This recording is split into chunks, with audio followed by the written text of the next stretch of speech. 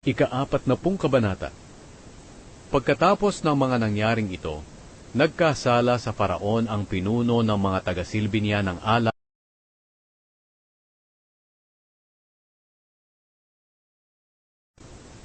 Ipinaliwanag ni Jose ang dalawang panaginip. Ika-40 kabanata. Pagkatapos ng mga nangyaring ito, nagkasala sa Paraon ang pinuno ng mga taga-silbi niya ng alak at pinuno ng mga panadero. Lubhang nagalit ang hari sa dalawa niyang opisyal na ito, kaya ipinabilanggo niya ang mga ito sa bahay ng kapitan ng mga gwardya sa palasyo, kung saan naroon din si Jose nakabilanggo. Si Jose ang katiwala ng kapitan ng mga gwardya na nag-aalaga sa kanila. Nagkasama sila ng matagal sa bilangguan. Isang gabi, nanaginip ang taga-silbi ng alak at ang panadero ng Paraon habang naroon sila sa bilangguan. Ang bawat isa sa kanila ay magkaiba ang panaginip at magkaiba rin ang kahulugan. Kinaumagahan, pagpunta ni Jose sa kanila, nakita niyang nanlulupaypay sila. Kaya tinanong niya sila, "Bakit kayo malungkot?" Sumagot sila, "Nanaginip kasi kami pero walang makapagpaliwanag ng kahulugan nito." Sinabi ni Jose, "Ang Diyos ang nagbibigay ng kaalaman sa pagpapaliwanag ng kahulugan ng mga panaginip.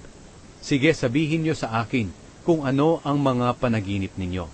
Kaya sinabi ng pinuno ng taga-silbi ng alak ang kanyang panaginip. Sinabi niya, "Nanaginip ako na may isang puno ng ubas sa aking harapan, at ito'y may 3 sanga. Tumubo ito na mulaklak at nahinog ang mga bunga. Nakahawak daw ako sa saro ng Paraon at pumitas ng ubas, at piniga ko agad sa saro. Pagkatapos ibinigay ko ang saro sa hari." Sinabi ni Jose, "Ito ang kahulugan ng panaginip mo. Ang 3 sanga ay nangangahulugan ng 3 araw. Hindi matatapos ang 3 araw, palalabasin ka ng Paraon sa bilangguan, at pababalikin ka sa trabaho mo bilang taga-silbi ng kanyang alak. Naway alalahanin mo ako kapag nasa mabuti ka ng kalagayan.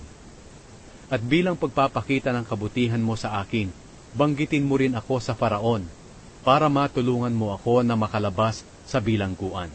Sapagkat ang totoo, sapilitan lang akong dinala rito mula sa lupain ng mga Hebreyo, at kahit dito ay wala rin akong nagawang kasalanan para ibilanggo ako." Nang marinig ng pinuno ng mga panadero na maganda ang kahulugan ng panaginip, isinalaysay din niya ang panaginip niya kay Jose. Sinabi niya, "Nanaginip din ako na may daladala ako sa ulo ko na 3 kaing na may mga laman na tinapay. Ang ibabaw ng kaing ay may laman na iba't ibang uri ng tinapay para sa Paraon, pero tinuka ito ng mga ibon." Sinabi ni Jose, "Ito ang kahulugan ng panaginip mo. Ang 3 kaing ay nangangahulugan ng 3 araw. Hindi matatapos ang 3 araw, palalabasin ka ng Paraon sa bilangguan, pero ipapapatay ka niya, at ibibiti ng bangkay mo sa kahoy, at tutukain ito ng mga ibon. Dumating ang 3 araw, at ito ay kaarawan ng Paraon, kaya nagpahanda siya para sa lahat ng opisyal niya. Pinalabas niya sa bilangguan ang pinuno ng mga taga-silbi niya ng alak at ang pinuno ng mga panadero niya, at pinaharap sa kaniyang mga opisyal. Ibinalik niya ang pinuno ng mga taga-silbi ng alak sa kaniyang trabaho, pero ipinapatay niya ang pinuno ng mga panadero, at ibinitin ang bangkay nito sa puno. Nangyari lahat ang sinabi ni Jose sa kanila, pero hindi naalala ng pinuno ng mga taga-silbi ng alak si Jose.